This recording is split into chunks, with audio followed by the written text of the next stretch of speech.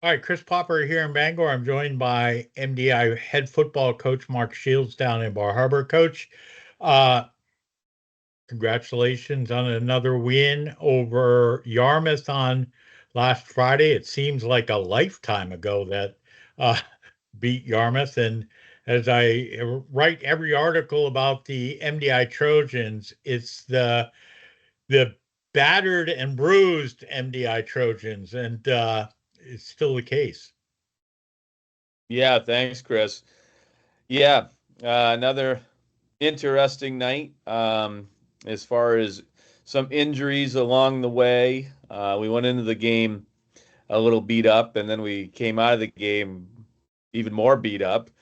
I remember looking over at the bench at one point, and I think I had four starters sitting over there with their legs up with ice in different parts of their body, and so, yeah, I mean, it was a hard fought battle. I was really proud of, some of our young kids that had to step up and play in that game. And, they definitely met the challenge. And it was exactly the game I thought it was going to be.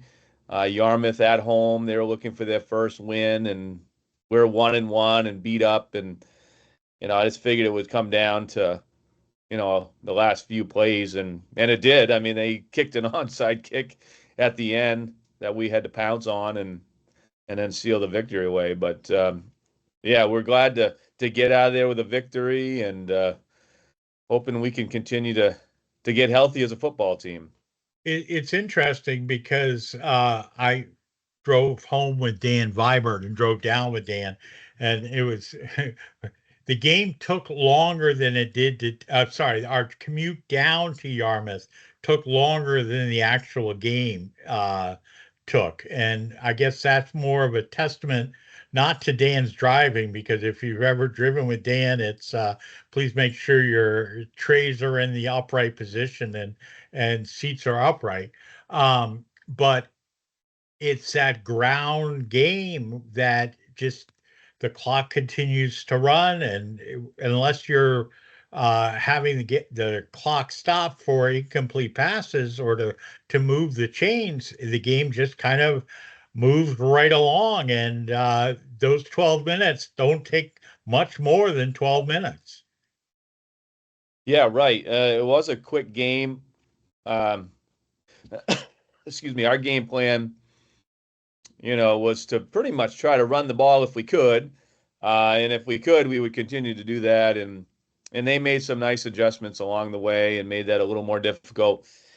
And I mean, with putting substitutes in, that really reduces the amount of plays that you could potentially call because those younger guys, they don't know the entire playbook like some of the older guys. So we kept it as simple as possible. Tried, we got a lead and we just tried to pound the ball and take time off the clock. I honestly think the biggest key for us is we never turn the ball over. And that Right. was a huge goal going in. I had Alistair Frangelo playing quarterback. And I said, buddy, no matter what happens tonight, no matter what you do offensively, just protect the football and we'll just play defense. But if we give them the ball deep in our own end, it's going to be hard for us to win down here tonight. And I thought that your center and quarterback did an excellent job with those snaps. I mean, I don't think the ball went on the turf. Maybe it went on once, but it was just a clean, crisp game. And I was in the booth and really happy there wasn't a fifth quarter because Yarmouth was coming on strong. Yeah, they ended up getting their pass game rolling, and we had some problems with that. We couldn't get a lot of pressure on the quarterback, and he throws a nice ball, and he's got some nice athletes to throw the ball to. And so we had some struggles late in the game, and when they needed a big play, it seemed like they made it. Then there were a couple of fourth and longs, and sure enough, they were able to hit a guy down the field and move the chains and keep their offense on the field. And I mean, I was concerned. I mean, if they had gotten that last onside kick, I was really worried that, I Right. mean, they were going to come back and tie it up because we were up 8 at that point. Yeah. So uh, an area of concern has been the defensive pass coverage. Um, against Orono, it was lacking. And against Yarmouth, it was better, but was still open to a lot of completions. And I know that you've got younger players playing some of those key positions. Obviously, they're getting reps, but what are you doing to kind of address that? Right. So that so far has been the weakness of our defense. I thought week one we actually played fairly well Yeah, against Grey New Gloucester, and then Orono lit us up, and then the other night Yarmouth started hitting some, some shots down the field, and we work all the time with our defensive backs and our linebackers to drop to their zones and drop to their midpoints, and I was blitzing a lot too defensively, which I mean, that's on me. That opens up the middle of the field. And sometimes I feel like if you can get to the quarterback before he can throw it, that might be our best pass coverage. But right. that puts a lot of pressure on our deep guys when I'm setting those linebackers because now they're concerned not only with the long ball, but now they're worried about maybe with the short ball too. And so we've cleaned up some of that this week. We worked real hard on our pass, what we call pass scully, where we have our linebackers and our defensive backs only, and they rep against an offense that just has receivers, quarterbacks, and running backs.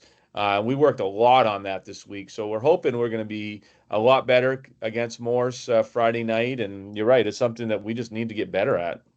One of the things too that I've seen, and it's more so, I guess, some of it's because of you're playing 8-man football, but your kickoff returns. I mean, if you got two men deep, and then that leaves you six men, you've got typically four up front. Um, you have that in between area that maybe you're putting two people there, or I'm not sure, but it seems like you're prone to uh, pooch kicks, onside kicks. Are you, I mean, obviously you're aware of that. What are you doing to address that? Yeah, And so a if you're lot of not aware of it, I see it from the booth, so get aware of it. right, yeah, thanks, Coach Popper. Right. Yeah. Uh, so Elias Byrne, my special teams coach, he runs a four, so four guys up front, and then he runs a 2-2. Yeah. Uh, and you're right, we need to continue to coach that second level to understand um, that there's a lot of space out there in the middle of the field on kickoff, and they could try to drop one over the top. Late in the game, we knew they were going to onside kick, so we brought that second line up, which you're right. I looked out there at one point, like, holy smokes, there's a lot of Yeah. turf I out mean, it there. was right. And I was thinking they might try to pooch one over the top of us and get it that way. They didn't end up doing that, but you're right. That was something that, I, I looked at the time, and I think we had Isaac Beal back deep and everybody else up and thinking they were going to do a traditional onside kick, which they did, um, but yeah, knowing that teams could potentially pooch over the top. So that's something, yep, that he's talked to the kids about and we work on every day. And hopefully it'd be nice to get our kickoff return team rolling a little bit. We've had some decent returns, but obviously the better they do, the better field position we're going to have. Right. Right. Absolutely. Did you award a game ball after the win against Yarmouth? And if so, to whom? Yep. So we end up going with Jaron Beekert and Mason Rose.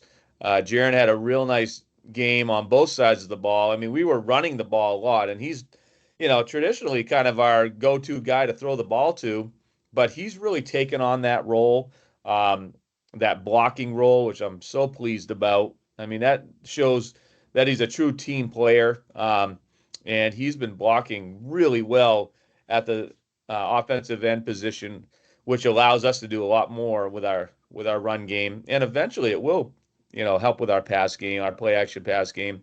And then defensively, he was lights out. He came up a lot. He had a lot of tackles, saved us a few times from big plays. So I was happy about that. And then Mason Rose, once again on both sides of the ball, he sorry, he plays guard for us on the offense, and we were able to run the ball behind him quite a bit Friday night. Did a nice job, and then defensively, he was like a one-man wrecking crew in there. He was just hard to stop. Their offensive line had a hard time stopping number 60, and he was in the backfield a lot and made some huge plays for us. So those two guys were very deserving of the game balls. Awesome. So we play Morse on Friday night. Yeah, we're taping this Thursday, Friday night. It's obviously really nice not to have to climb the stairway to hell.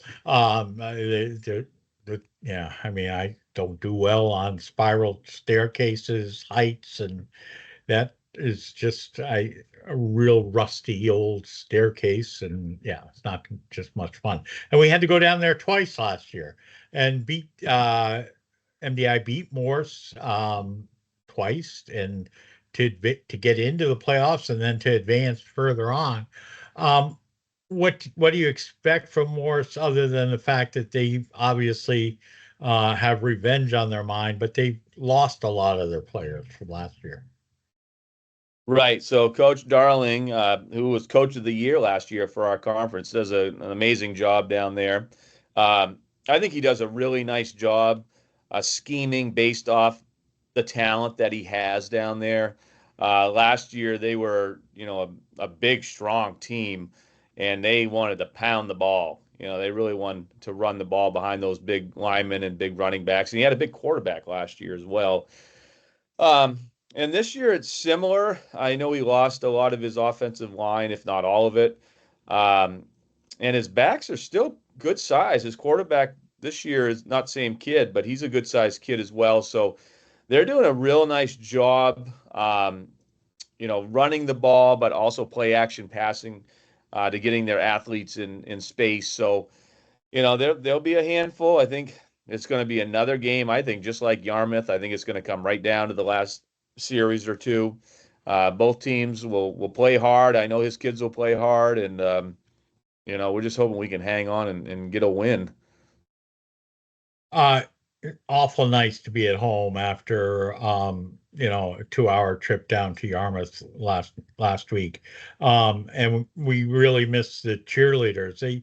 Yarmouth didn't have a great crowd, and it's away from the field. It's set back because of the track, and then you've got the 10 yards difference in the field. So it seemed like the field was way away from the stands. And when I looked out into the stands, there weren't many people there. I'm sure there'll be a much better crowd in Bar Harbor on Friday night. Hopefully, yeah. Yeah, we hope. It looks like the weather's going to clear out for the game Friday night, and I've been told it's the theme is Minions, which is I kind of Oh, like, how often? right? Yeah. Have Everybody you got loves Minions. something yellow to wear or? Yeah, I brought that up to the team, and they didn't think it'd be a great idea for me to dress up as a minion for whatever reason. Uh, but yeah, we're hoping. You need to have like the mask, Yeah, the minion with the one eye. yeah, Okay, right. Yep. thank you. Yeah, Um, so yeah, so we hope we have a nice crowd, especially where we've been on the road the last 2 weeks. right. So hopefully people are itching to watch a little football, and it's starting to feel definitely more like fall and more like football season, weather-wise. So we're hoping we get a big crowd out there to cheer on the Trojans. Yeah, that would be awesome. And again, it's a 6 o'clock start. So come early, come have dinner at the snack shack, and wear your best minion costume, I guess. Right? Yeah. I mean, yeah, because yeah, this year I think Halloween is just we've done this. Halloween, luckily, this year is on a Thursday because we've had football on Fridays during Halloween, and you got in trouble, I got in trouble. That's just Mr. Dow just needs to do better. Yeah, and we don't need any help getting in trouble, honestly, Chris. No, no, absolutely. We do All that right, just fine on our own. exactly.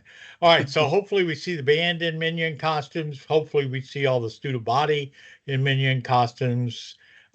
Spectators, come as your favorite Minion. I don't even know what the Minions' names are. I'll have to look it up. Or come as Groob. You could be Groob. You don't even know who Groob is.